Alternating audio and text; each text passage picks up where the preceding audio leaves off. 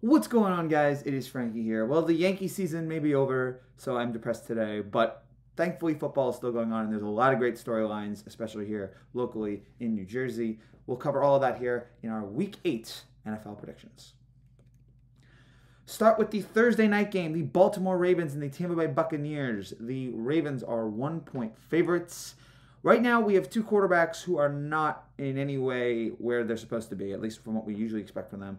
Ravens, they did beat Cleveland, but Lamar has struggled as of late. I mean, what was that, 120 yards passing yesterday, sixth fewest of his career. And like half of those were like two completions. So, yeah, and Lamar has, what, 3 touchdowns, 4 interceptions in the last 4 games. And I'm not ready to give up on Lamar, but yeah, he's not, something's off on him right now. The offense is not clicking the way it should be. Yeah, Baltimore almost gave away the game there in the fourth quarter. They almost became the third team to lose 4 games in the first 7 weeks in which they had a double-digit lead. They were able to avoid that, so at least there's good there. But yeah, Baltimore's, something's not clicking right now. But something is really not clicking in Tampa Bay. I don't know what is wrong with Tom Brady. Again, is he really that messed up by the divorce? And if he is, dude, quit football now and save your marriage and save your family. And yes, not all his fault. There were some terrible drops yesterday. I mean, the Mike Evans drop was inexcusable. There was a lot of bad play calling. The offensive line is weak. But Brady did not help his cause either. We've seen Brady have terrible teams in New England and be able to still make something out of it. Right now, he's not doing that. So something is off there with him. And again, to get steamrolled by Carolina like that was really, really shocking. So I'm not ready to, but here's the thing. I'm not ready to give up on Tampa Bay. I'm not ready to quit on this team yet. I'm not ready to quit on Tom Brady. I just think that we've seen him too much. We've seen too much of him over the last years to give up on him and say that it's over. Brady is at the point where if he keeps playing like this, he's not going to have the chance to leave the sport. The sport's going to leave him. So this is his chance to, he's got to turn it around here. And I think it will Thursday night at home. He's got to turn it around eventually. Sorry, Baltimore. I think you'll be fine. But Brady can't go out like this. He cannot go out like this. So I think Tampa Bay, I think they'll win. I think they'll win. We'll start to see a little bit of the return of Brady here in this game. I think Tampa Bay gets the win. Give me the Buccaneers +1. Broncos, Jaguars in London. This game sucks. Jaguars -3.5. Whatever. Panthers, Falcons. Falcons 6-point favorite. This game also sucks. Panthers. I've got nothing to report on either one of these games. All these teams are garbage. The Chicago Bears and the Dallas Cowboys. The Cowboys are 10-point favorites. The Bears lost a excruciatingly bad Thursday Night Football game last week against Washington. They had 11 snaps inside the Commanders' 6 and couldn't score a touchdown. We can't totally defend Chicago yet because they are playing New England tonight. We'll see how they are after that game, and we'll see if Justin Fields can get something going in him. Can he finally turn it around at all, or is this just who he is? Dallas, an impressive victory, another great performance from their defense. Even when Dak comes back, the offense still wasn't clicking the way it normally, or at least what we want to expect from Dak and Zeke. They continue to be awful on third down. They've converted just 32% of their third down plays this season. They were 3-9 yesterday. So there's issue there. But the defense, 5 takeaways in the second half that reduced 21 points. The Trayvon Diggs interception, the fumble recovery at the 1, the Jordan Lewis interception, Sam Willis's fumble, DeMarcus Lawrence's fumble. So it really was the defense that really carried Dallas here for this game. And I think that will be for this game as well. I do think Dak will get better as he starts to come back here. But the defense, I think, will dominate. I think the defense is going to just eat Justin Fields for dinner, if that analogy is even appropriate or if people still use that. Dallas at home, 10 points. I'm loving Dallas here in this spot. I think they win this one by at least 14.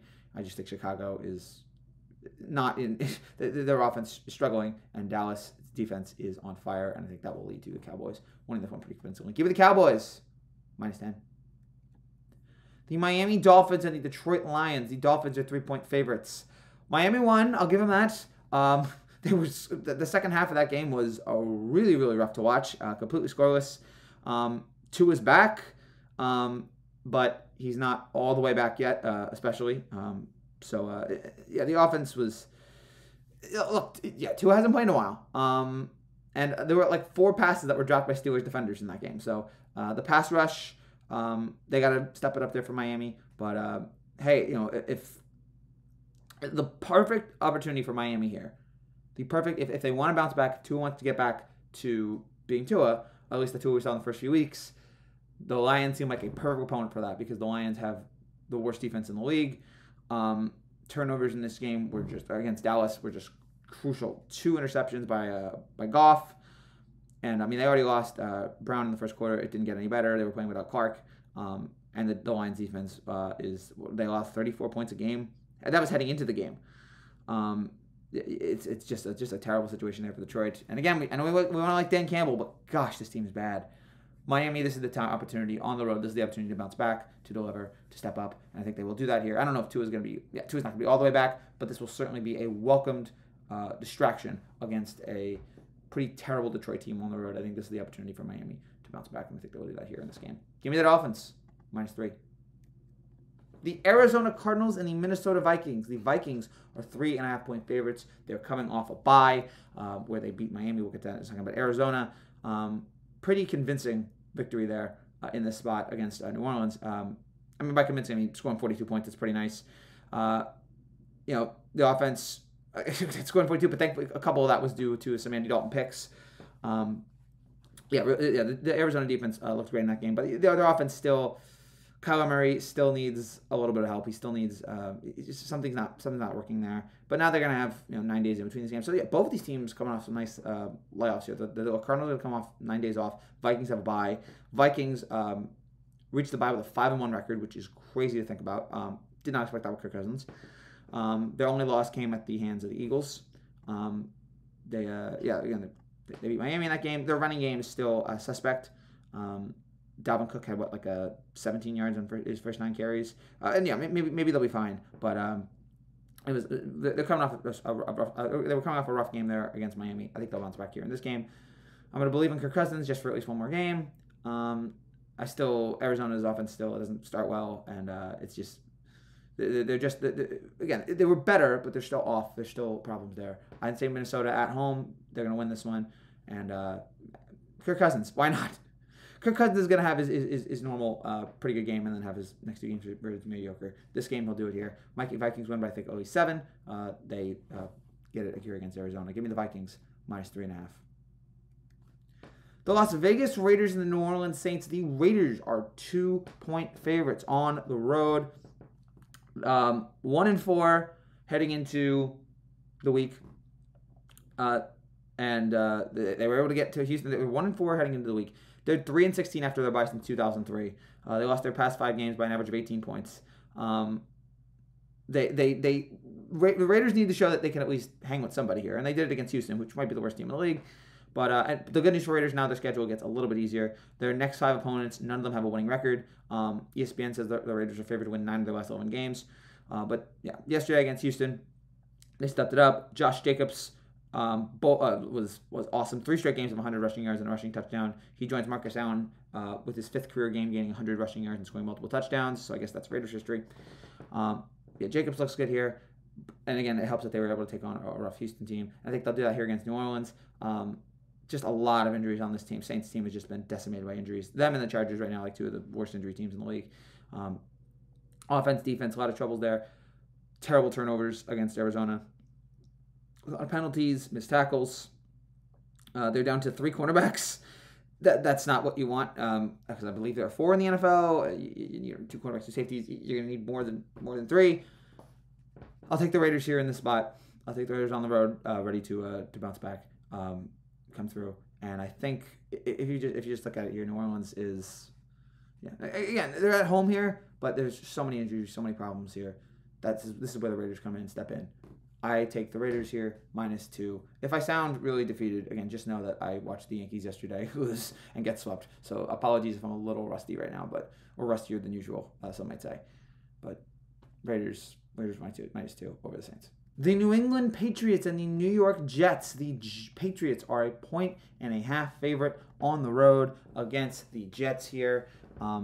New England looked... But now they're coming off we're going to have to wait and see how they play tonight against the Bears to have a full assessment of them. Mac Jones comes back in a wildly anticipated matchup against Justin Fields. I don't know if it's wildly anticipated. Eastman will try to tell you it is. I haven't been the biggest fan of Jones, but he certainly should be an improvement here for New England over Billy Zappi. Although Zappi looked pretty good against Cleveland. 24 for 34, 309 yards, 2 touchdowns, no interceptions. But Jones is going to be back tonight. We expect a boost here for New England. The Jets, I'm so proud of this Jets team. I can't even tell you. In a time when the Yankees are just completely failing my expectations and making me depressed and making me want to put my fist through walls, the Jets look great. 5-2 for the first time since 2010. They have an awesome defense. Their offense, it's not pretty, but they get the job done. They don't make any mistakes. It's just like Mark Sanchez for Zach Wilson here. No turnovers for three straight games. They haven't done that since 2010. They have a 4-0 road record. They haven't done that since 2010. And yeah, 5-2 for the first time since 2010, which was crazy to think their last playoff season. I don't know if this is like, if the Jets are going to make the playoffs going forward. It might just be a dip here eventually, but I am so impressed with what they've done. But there is an issue now for the Jets. They're without Bryce Hall. It looks like it's an ACL. It looks like if I had to guess, he's out for the season. And it helped for Zach Wilson that, all right, if I don't need to do everything because I got my running back here. And Michael Carter is fine, but he's no Breece Hall, excuse me. And I feel like that's going to really hurt the Jets going forward. If anything turns the Jets season around, it might be that. So we'll see what Michael Carter can do. But again, losing Breece Hall is just an absolute killer. I think the Patriots are going to win this one. The return of Jones, again, assuming that they play well against the Bears tonight, and again, the Jets without their running game, I think the Patriots will be able to win this one here. It'll be a close one because it's the division matchup, but I like the Patriots here in this spot. Although I hope the Jets win because I would love to keep this beautiful story going. Give me the Patriots -1.5. The Pittsburgh Steelers and the Philadelphia Eagles. The Eagles are 11-point favorites. The Eagles are coming off a bye and they're undefeated. The Steelers are coming off a loss to the Miami Dolphins, a quarterback who hasn't played in like 3 weeks. Their defense just... They played well after the first quarter, but they did miss. They almost had 4 picks. They dropped almost all of them. They gave up 13 points in the first quarter, but then they were able to silence down after that. It's really the offense. Again, the defense looks good. And TJ Watt is going to come back here, it looks like, soon. So Pittsburgh's defense is going to step up, but the offense just... It doesn't matter if it's Pickett. It doesn't matter if it's Trubisky. It doesn't matter who it is. They look lost out there. I mean, the George Pickens receiving touchdown was cool, but both of the fourth quarter drives ended with picks. Pickett needs a lot of help here. Again, he's young. I'm not expecting too much out of him, but yeah, he doesn't have it yet. Makes a bunch of dumb mistakes. But again, he's young. You would expect that. So in this spot here, I think I still believe, and as we saw the 72 Dolphins last night, I still believe the Eagles will not go undefeated. But I'm waiting for the opportunity when it happens, when it stops, and I don't see it happening here this week. I think the undefeated season continues for the Eagles. 11-point favorites at home. I like the Eagles here in the spot. 11 points, coming off a bye, coming off Jalen Hurts beating Dallas. They have a problem with not scoring in the second half, but I don't think that's going to be an issue here in this game. Give me the Eagles -11. Give me Jalen Hurts, MVP candidate. Give me all those guys to beat Pittsburgh. The Tennessee Titans and the Houston Texans. The Titans are 3.5-point favorites. Tennessee coming off a win against Indianapolis, which was very, very important for them. Even though they had the defensive front of Tennessee really got to Matt Ryan for most of the game. Feels like we're nearing the end here of Matt Ryan in the NFL. Maybe not this year, but we're nearing that here. What did they have? Like at least 3-4 sacks on. Utri had a sack. Dupree and Simmons had one.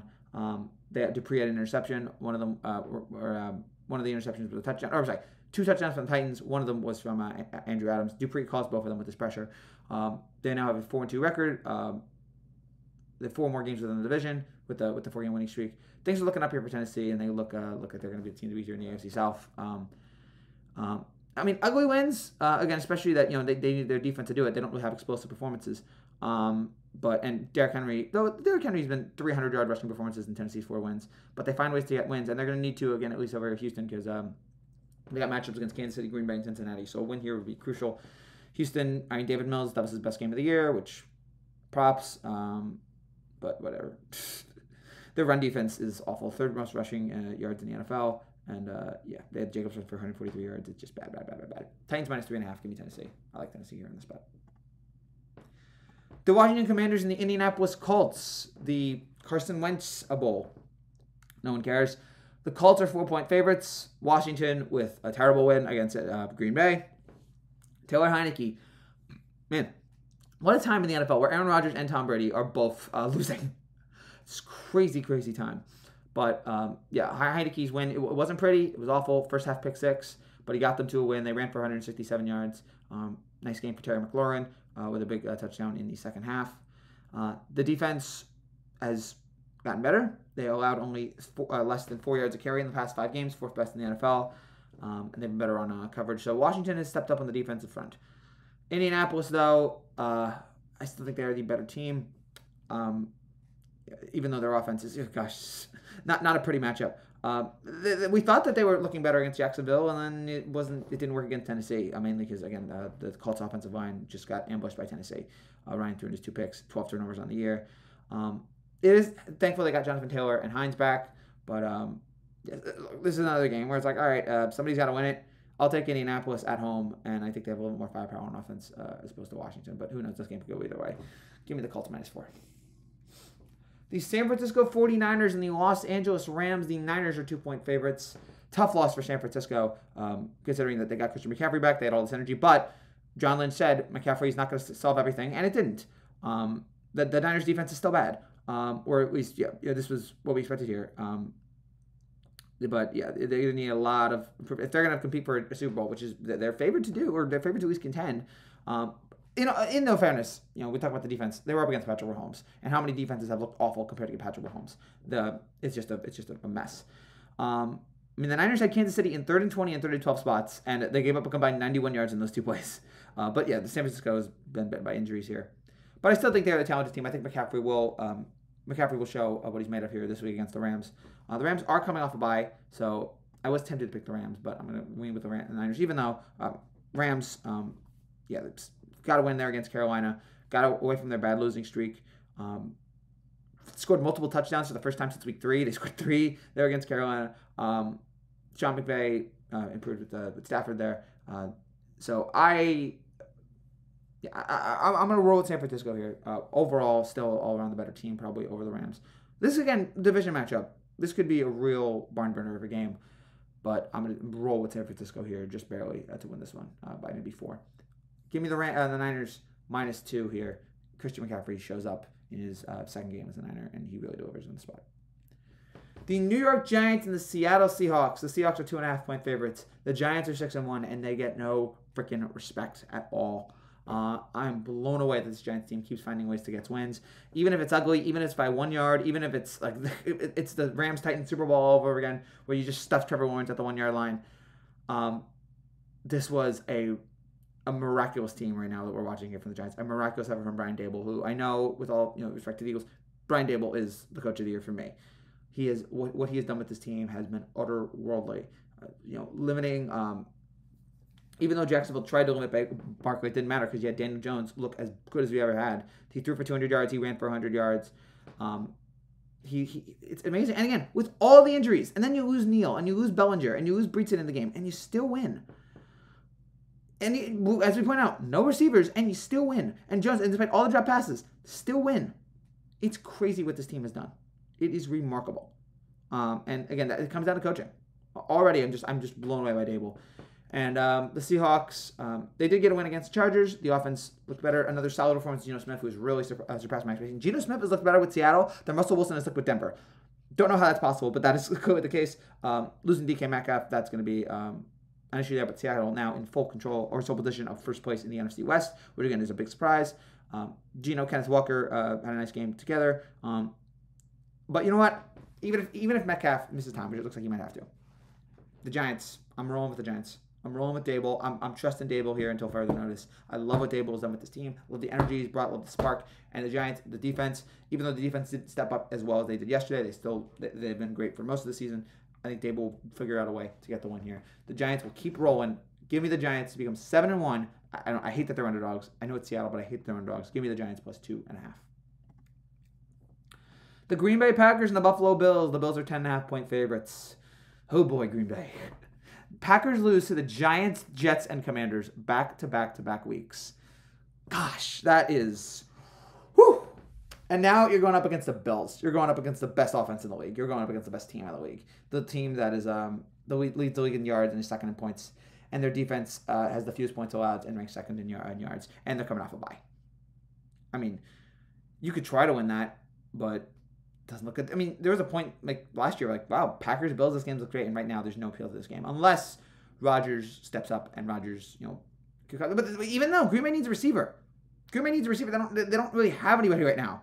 They don't have anyone that's on Rodgers' level. So, they just look bad. Buffalo coming off a bye, coming off a big win against Kansas City. And yeah, we talked about it. That is the one consistent. There have been a lot of ebbs and flows throughout the year. The one consistent, the Bills are still the best team in football. Josh Allen is still the MVP favorite. They just look great all the way around. So in this spot, 10.5 points, Buffalo for the win. I think Buffalo controls it here against the Packers. Give me the Bills, minus 10.5. There really isn't no... I mean, Green Bay could pull it off because you never want to doubt out Rodgers. But with the offensive talent that the Bills have accumulated, and as well with the defense, coming off a bye, this seems like an easy Bills romp. Give me the Bills, minus 10.5. The Cincinnati Bengals and the Cleveland Browns. The Bengals are 3-point favorites. Joe Burrow, he's back. It was looking rough for him at first. But the last couple of weeks, you can argue he's been the best quarterback the last 2-3 weeks in the NFL. He's really delivered. And yeah, against Atlanta. And yeah, maybe it's Atlanta, but he looked, what is that? Another game. He's the first player in NFL history to have 5 games of 400 or more passing yards in his first 3 seasons. Jamar Chase is back. Tyler Boyd with 155 yards. The Bengals just look like they've turned it around on the offensive side after the rough start to the season they had. Cleveland, they played maybe their best game and they still lost. A bunch of errors, offensive pass interference call against Baltimore. So now we have, and now they've lost 4 straight. They had a kick at the end where they got blocked. It's just a bunch of mistakes there with Cleveland. They lost 4 straight. I mean, they always say Deshaun Watson coming back in a few weeks, so yay, but I don't know if anyone wants to see that. I'm rolling with Cincinnati. On Halloween night, I'm rolling with Cincinnati. 3 points. I liked the Bengals here in the spot. I think the offense has really stepped it up. I think that's obvious, but they've really turned it around. I think that will continue here in this game on the road, and Cleveland just looks like it's 2-5. And they've got maybe the league's toughest schedule left. I think it's going to be a rough go of it here for Cleveland. I think it continues here in this game. Give me Cincinnati, minus 3.